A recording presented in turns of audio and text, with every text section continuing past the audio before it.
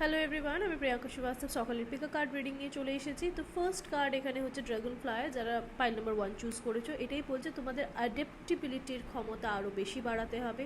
তোমাদের spirit guide তোমাদের অনেক বেশি করে নিজেদের ওপর ধ্যান দিতে বলছে। এটা বলছে যে তোমরা যাতে নিজেদের মধ্যে সেই গুণগুলো নিয়ে এসো যেগুলোর থেকে তোমরা আরও বেশি বেটার করবে তোমাদের লাইফে।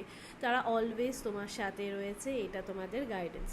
Pile number 2 camera. এখানে আমি দেখতে পাচ্ছি পাইল নাম্বার 2 যারা চুজ করেছো তাদের স্পিরিট গাইড বলছে যে ফার্স্ট অফ অল প্রচণ্ড বেশি পজিটিভ থাকতে।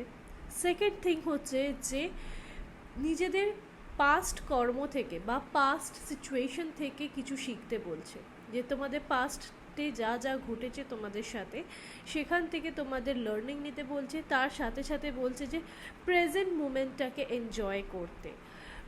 ওকে, চলো নাম্বার 3 যারা পাইল চুজ করেছিলে তাদের জন্য আসছে শক কার্ড।